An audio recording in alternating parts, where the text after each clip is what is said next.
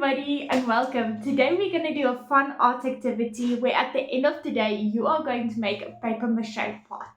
This is a very fun activity that you can do with your children, and today we are going to take you step by step so that you can make one at the end of this video. So you can see that we are just using some egg carton that we are going to just rip up into small pieces. So I have definitely used in the past toilet paper, toilet rolls. You can also use shredded paper, newspaper, whatever paper-based material you have, you can just rip it up. So you can see we're just ripping up into smaller pieces. We are just going to rip up that whole entire egg box until it's all inside of the bowl. So the next step is to actually make the paper-mache glue. So my daughter here, she's gonna make it.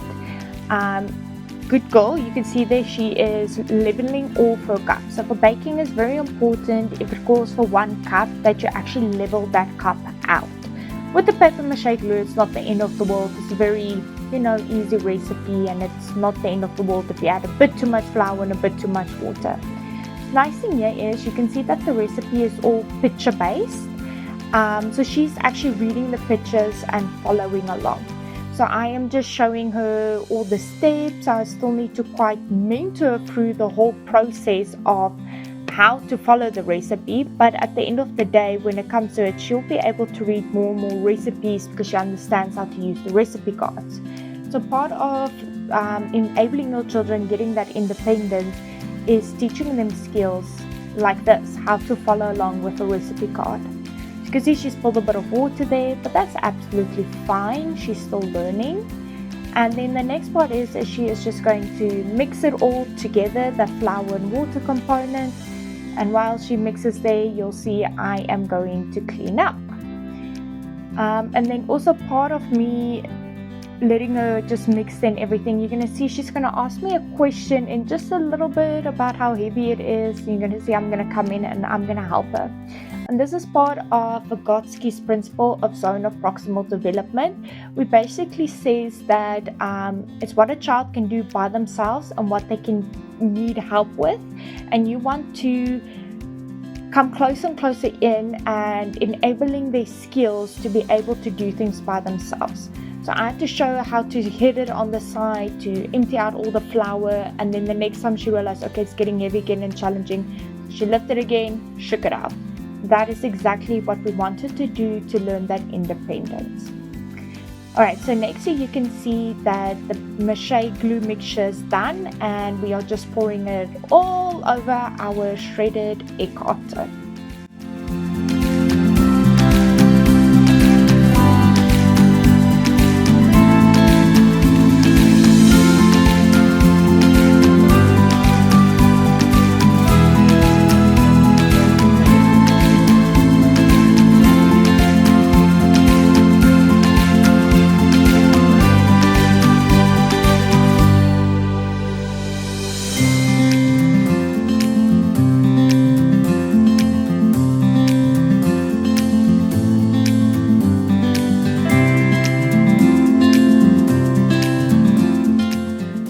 The next part of the adding in all of that glue mixture is you're just going to mush it all together and just help, break and soak that egg carton.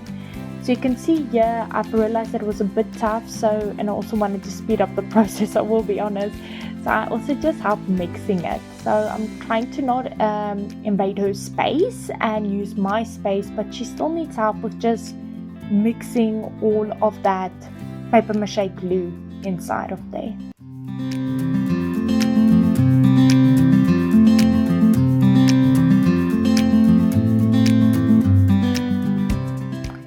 Okay, so here you can see I actually came to realization that it was a bit too dry and that the egg carton required a little bit more water.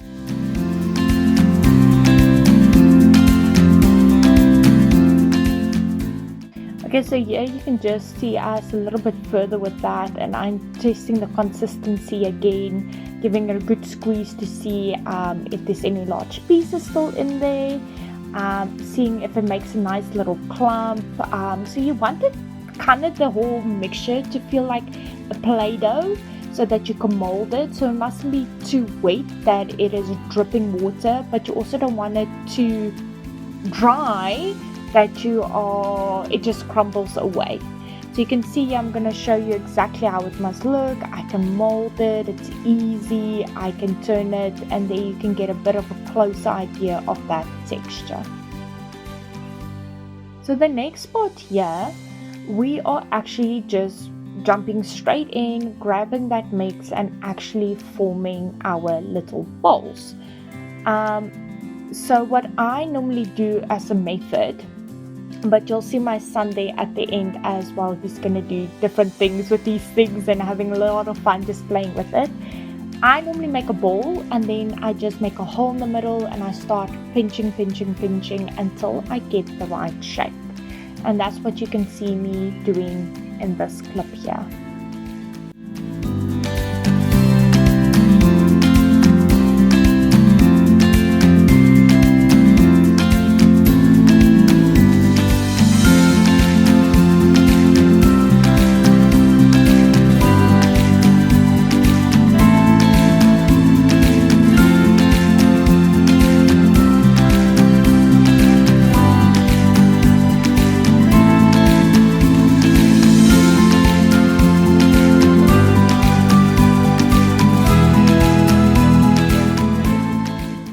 So you can actually see my son there, he is trying to figure out how to form and shape this dough, and he is just going to keep watching me. I'm just going to keep modeling to him how to get this right.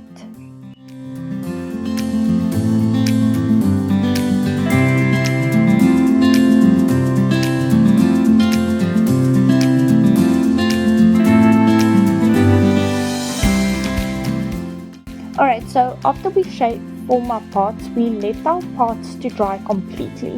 You don't want it to still be wet or anything because then it can potentially grow mold. So have it dry completely, and you see if it's dry completely by knocking on it, and it should sound hollow.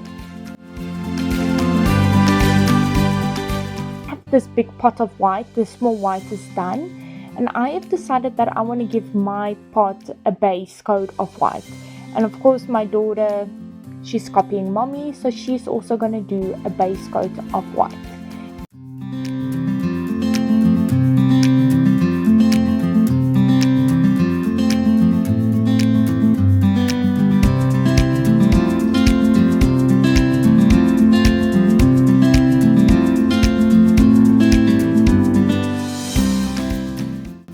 Okay, you can see that it is much later in the evening, and although we had to wait for that white coat to dry completely before we can go on to the next. So here you can see we are just mixing some colors. I'm just helping her get everything in nicely. She wasn't happy with the color that I mixed, so she wanted more, so I gave her a little bit more white and told her to add in a little bit and see if she likes it, and to keep adding in red until she gets the right shade of pink she wants it.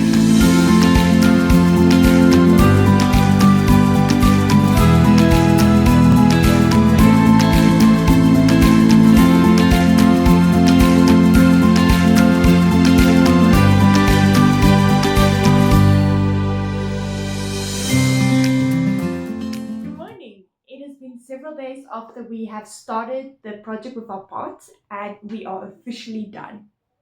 Drying time on these took a little bit longer than expected, just because we've had some cloudy, rainy, wet weather. So keep that in mind when you are doing your projects. Ours took about a total of 2 days to dry at a state where we actually could paint them. This is my pot. You could see with it being properly covered with the paint and everything, it actually looks pretty well covered. Now this is one of the parts I did very quickly, so it wasn't a very nice shape. I didn't spend as much time shaping it. This is my son's part, the one that you guys saw him form in one of the first videos. He's covered it quite well in white and then decided to add in some other colors. And then this is the last pot, which is my daughter's. This was actually supposed to be my pot originally, but she decided to have it, and of course I said she can. So you can also see she experimented with color mixing and had fun. And then this is a pot I did a while ago, and I wanted to show you guys just a different technique. So this pot as well, I've painted white, but I inserted on it some pressed flowers. So this is another fun thing that you can do to teach the kids a little bit something different than just painting. It came out quite well and everything. So now the last step that I would encourage you to do is to add on something called Mod Podge. So this is called Mod Podge, and it looks normally like this. This is a glossy one, which means makes it a little bit shiny. You also get a satin one. That's just the finish it's going to have. And all that a Mod Podge basically is a varnish. The reason why I would use Mod Podge on projects like these is because you want the projects to last for a while. So that's why you would paint this. So all that you basically do with this, and this one you can see I did it with this bit of a shinier texture, is you would finish the work, you will wait for it to be completely dry, and then just with a paintbrush, you will paint this all over the pot, and then it seals in the work. Okay. So this project you normally can do for like a Mother's Day gift or a Women's Day gift or something like that, something that the kids have made, but it's quite nice.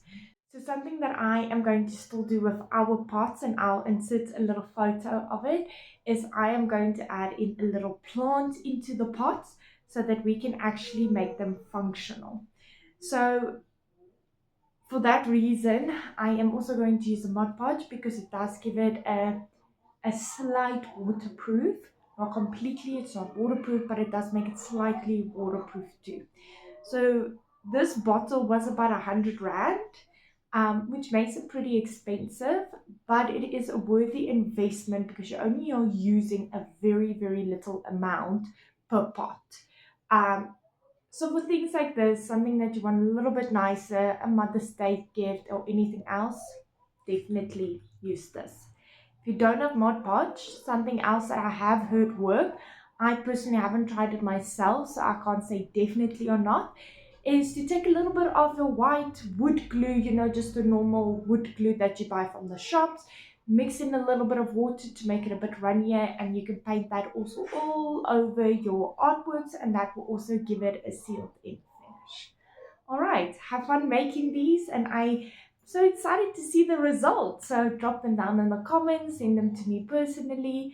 I'm really excited to see what your children come up with these fun things.